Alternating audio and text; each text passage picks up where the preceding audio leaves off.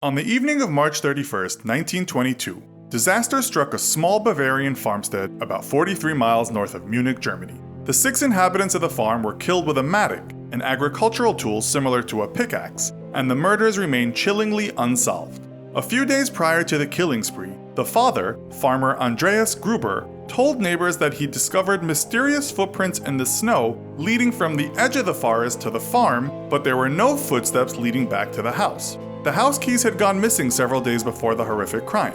A maid had left the farm 6 months before the brutal killing, claiming that the farmstead was haunted. The new maid arrived at the farm that fateful day and was rewarded for her troubles with an axe to the face later that night. What the hell happened on that tragic winter night? Today we investigate, in this episode of the Infographics show, the Hinterkaifeck murders. Although their farm was nestled out of sight, the Gruber family was infamous in the area even before the events of that terrifying night. Andreas Gruber was the antisocial type, and not averse to domestic violence directed mostly at his wife Cecilia. He had, according to locals, maintained an incestuous relationship with his daughter Victoria, who he kept strict control of and forbade to remarry. She did, however, manage to travel to church regularly, where it was said she sang with a beautiful yet mournful singing voice in the church choir. Life at the farm turned weird when their maid Maria told the family that she had to leave the farm immediately. She'd been hearing voices around the house and was kept awake at night by the sound of disembodied footsteps coming from the attic. Sensing evil had taken hold of the house, and fearing for her safety and sanity, she told the family she had to leave.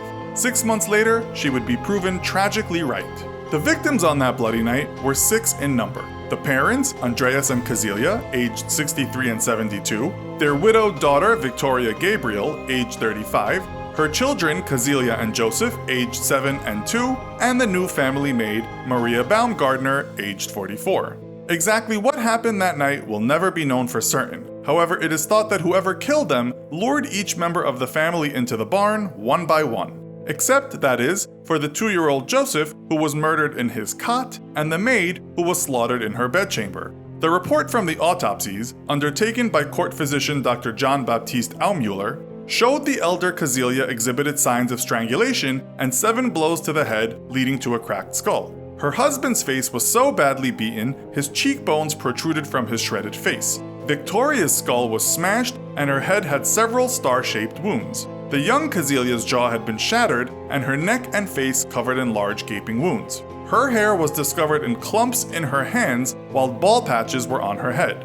The 7-year-old had not been killed instantly, and it is thought that while trapped in the dark with her dead parents beside her in the barn, true panic set in.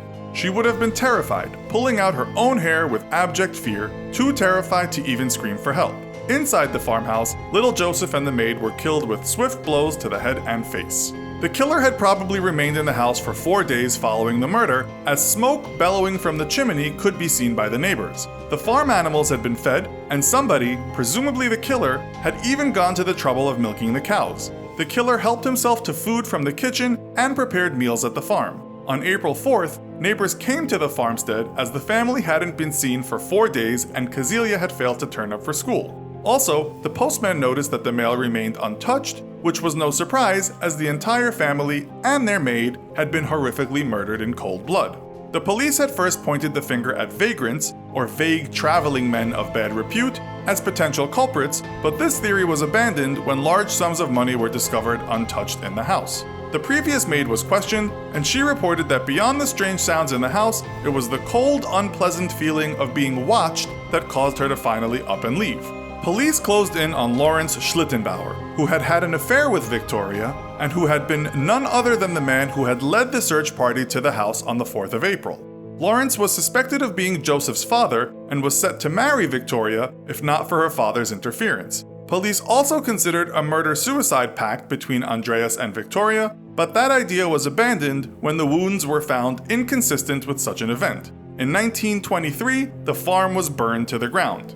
In 1999, the police were contacted by an elderly woman who claimed her former landlord had information about the Hinterkaifeck affair. Officials investigated but discovered the suspect had already died. With relatives still alive, the name of the suspect was never circulated. In 2007, a team of police academy students used modern detection techniques to investigate the unsolved murder, The students narrowed the search down to one suspect, but they didn't name him or her, again out of respect for the suspect's living relatives. So, the case remains open and likely to stay that way. What do you think happened on that fateful night? Can you think of any more recent cold case files worth mentioning? Let us know in the comments. Also, be sure to watch our other video called What Actually Happens in the Bermuda Triangle. Thanks for watching, and as always, don't forget to like, share, and subscribe. See you next time!